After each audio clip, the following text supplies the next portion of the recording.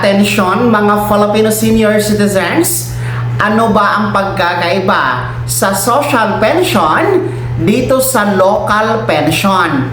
Magkano ba ang bawat pensyon na ito? At saan ka ba dito kasali? Yan ating pag-uusapan sa episode na ito. Hello mga ka-vlogs! Welcome sa aking YouTube channel at welcome sa ating official Facebook page. Saan ka man nanonood, kumusta? Ating pong tatalakayin mga lolo at lola ang pagkakaiba sa social pension dito sa local pension. Kasi marami ang nalilito sa dalawang pension na ito. Paano nga ba kayo makasali dito at magkano ang per pension na ito? Unahin muna natin itong social pension. Well, ang social pension ay national pension, no? Ito po'y pinondohan ng national government at nasa ilalim ng pangangasiwa at pamamahala ng Department of Social Welfare and Development or DSWD. Well, ang social pension, nakadisenyo ito para sa mga indigent na senior citizens. So meaning, para lang ito sa mga mahihirap, pinipili. Hindi lahat ng mga seniors automatic kasama dito. Kailangan nyo pong dumaan sa evaluation, kailangan nyo pong pumasa sa criteria na inilatag dito sa social pension program. Well, ano nga ba ang criteria para makasali sa social pension?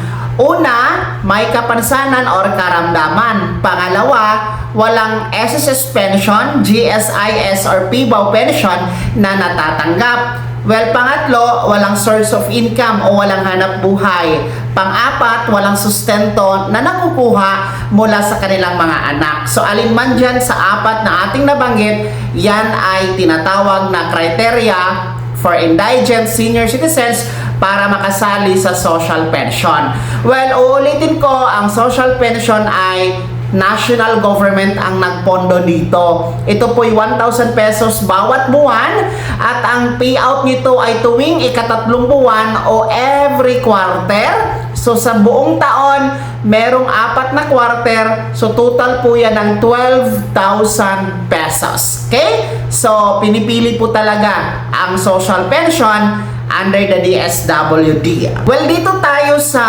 pangalawa, no? Ang tinatawag natin na local pension. Ano ba ang local pension? Well, ito po ay inisyatibo. Ito po ay hindi naman batas, hindi din po ito compulsory, kundi inisyatibo, no, ng ating mga local government units per LGU. Well, hindi naman po lahat kasi ng mga munisipyo at mga lugar, no, sa ating bansa ang may kapasidad to give, no, dito sa tinatawag natin na local pension. Pero meron tayong mga LGU na namimigay talaga ng local pension, no?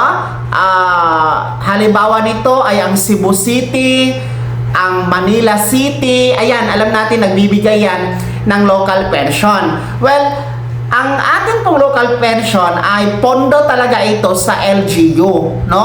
Ang pondo na binibigay dito ay para sa mga nasasakupan o constituents sa mga senior citizens sa particular na LGU, no? Kaya ang mga makakasali dito ay kung dyan ka lang po o taga dyan ka sa LGU na yan, no, botante ka, registered ka sa LGU na yan. Hindi po pwede na mula ka dito sa munisipyo ng letter A, pupunta ka dito sa letter B ng munisipyo. Hindi po pwede. Exclusive lang talaga para sa nasasakupan ng mga seniors ang local pension, no, per LGU yan. Kaya nga po sinasabi natin na hindi lahat ng LGU na mamahagi ng local pension kasi depende ito sa era o pananalapi kita ng LGU. Kasi meron tayong Class A, Class B, Class C na mga LGU. Depende po sa kita o revenue nila, no? Kaya hindi lahat talaga kayang magbigay ng buwanang local pension. Okay? So usually ang binibigay per year, no? Every December, yung tinatawag na cash gift, no? Usually yun yung binibigay. Pero ulitin ko, meron talaga mga LGU just like Cebu City or in Metro Manila, particularly Manila City, na nagbibigay talaga ng monthly local pension para sa kanilang mga seniors na constituents. So simple lang ang pagkakaiba nila.